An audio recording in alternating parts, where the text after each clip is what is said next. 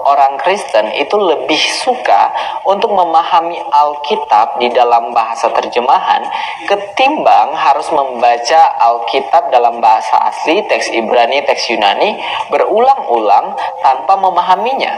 Berbeda dengan umat Muslim yang kalau membaca Al-Quran tanpa memahaminya adalah hal yang biasa. Membaca Al-Quran tanpa memahaminya itu sudah mendapatkan pahala. Oleh karena itu bagi kita lebih penting untuk memahami Alkitab ketimbang membaca teks aslinya tanpa memahaminya.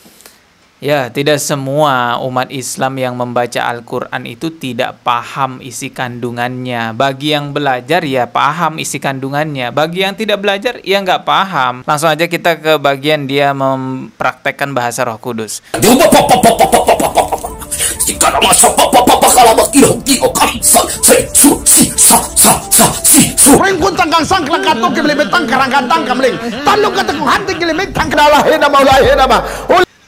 Nah, jelas ya teman-teman. Jadi daripada menyindir umat Islam, banyak yang baca Al-Quran tapi tidak mengerti artinya, lebih baik koreksi sendiri aja di agama kalian. Lihat tuh, banyak orang yang menggunakan bahasa-bahasa roh tapi nggak ngerti artinya.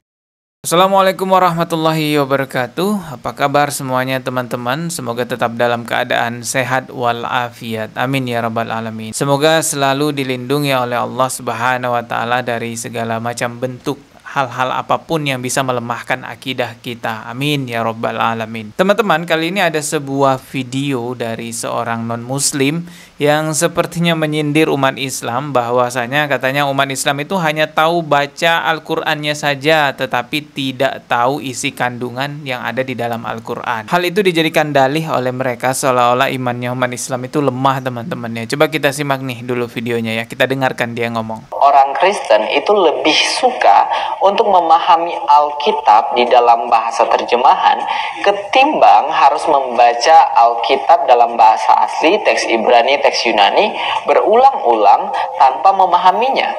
Berbeda dengan umat Muslim yang kalau membaca Al-Quran tanpa memahaminya adalah hal yang biasa. Membaca Al-Quran tanpa memahaminya itu sudah mendapatkan pahala per huruf. Ya betul ya teman-temannya, membaca Al-Quran itu kita dapat pahala per huruf, dapat kebaikan per huruf. Satu hurufnya itu 10 kebaikan teman-teman. Ini menurut hadis riwayat Imam Tirmizi ya. Ya kita lanjut lagi videonya. Sedangkan di dalam kekristenan kita nggak percaya dengan hal tersebut. Iya, karena orang Kristen juga nggak ada pahala kan, nggak ada istilah pahala.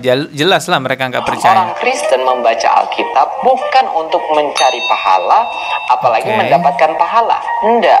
Orang Kristen membaca Alkitab supaya mencari kebenaran, bukan mencari pahala. Orang Kristen baca Alkitab untuk mencari kebenaran. Berarti masih dicari-cari kebenarannya ya. Kalau kami umat Islam itu membaca Al-Quran bukan lagi mencari-cari kebenaran di dalam Al-Quran, karena isi Al-Quran itu semuanya benar. Tinggal kita mempelajari kebenaran tersebut dan mengambilnya untuk diamalkan. Kalau mereka ternyata masih mencari-cari kebenaran itu ya di dalam Alkitab. Ini mas-mas ini loh yang bilang ya. Coba kita simak lagi nih videonya. Oleh karena itu bagi kita lebih penting untuk memahami Alkitab ketimbang membaca teks aslinya tanpa memahaminya.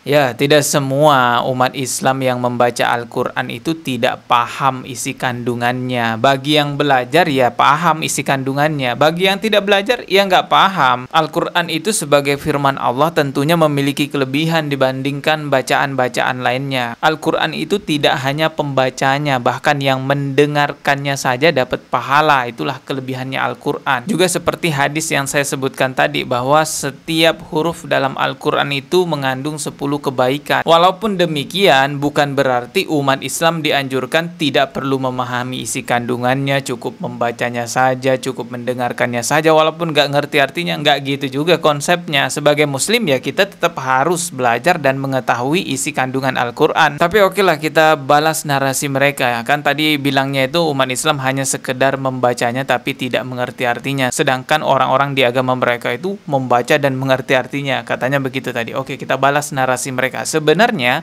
di agama mereka itu juga ada sebuah ungkapan keagamaan ataupun bacaan-bacaan lah sebutannya yang mereka juga tidak ngerti artinya. Biasanya sebutannya di agama mereka itu bahasa Roh Kudus. Itu banyak pendeta-pendeta yang tidak mengerti arti dari ucapan bahasa Roh Kudus itu jika diterjemahkan dalam bahasa Indonesia. Contohnya seperti di video ini teman-teman ya. Kita lihat ya, ini katanya bahasa Roh Kudus.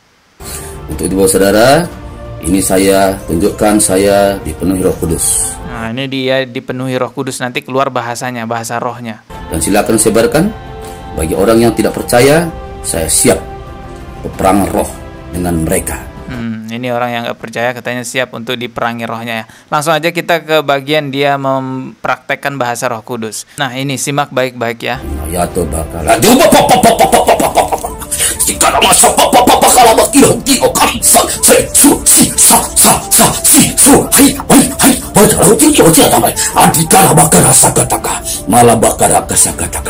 Terima kasih Bapakku.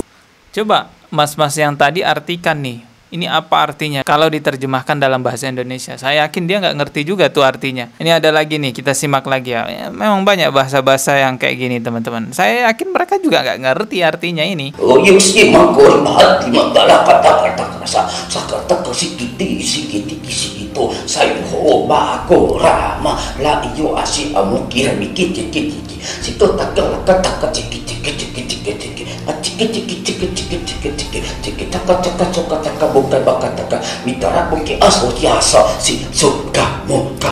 Entah ya, saya nggak tahu ini memang beneran ada artinya atau enggak. Yang jelas saya pastikan banyak orang-orang di agama mereka yang juga tidak ngerti ini artinya apaan.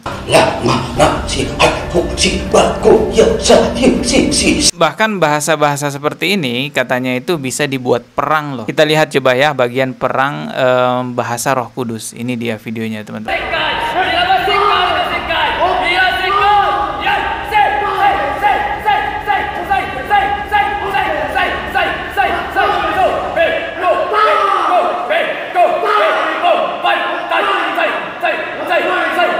Ya itulah teman-teman, banyak pendeta yang tidak mengerti bahkan menganggap bahwa ini nggak ada artinya. Bahasa lidah yang benar itu ada, tapi saya lihat yang paling banyak di gereja-gereja ini tidak benar. Tiru meniru, gembalanya, pemimpin pujiannya sama jemaatnya bahasanya sama. La la la la la la, li li li li li, be be be be be, pa pa pa pa pa. Itu apa bahasa roh apa? Bahasa itu kosakata. Jadi ada banyak pendeta yang nggak tahu arti dari bahasa roh yang seperti kita simak tadi itu teman-teman. Namun di sisi lain juga banyak pendeta yang menggunakan bahasa roh itu di acara-acara keagamaan mereka. Contohnya yang sering menggunakan itu pendeta Risuli Lubis nih ya. Kita simak videonya. Ini sering banget menggunakan bahasa Roh Kudus nih. Ini saya simak dari channelnya Al Ayub.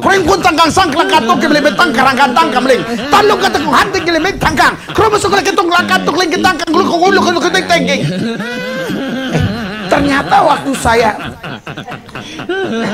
cerita-cerita dekat-dekat mereka bahasanya mirip-mirip. Menteng keling kantang kering, menteng keling kintang kerang tangping gini. Ya ini saya reaksi dari channelnya Bang Al Ayubi. Jadi ada backsound ketawanya gitu teman-teman ya. Ada juga dari channelnya Pepeng Hidayat nih ya. Pak Risuli Lubis juga ini yang ngebasahin roh gitu, nggak ngerti artinya. Ya adalah hina kabayo murulu musaka babayore ini. Here la babayo hana kabayor hina kabayor haya mana mule hina la. La yoso ye beheta haya hadamu. Ulo komo yoko hana la hina maulai hina ma.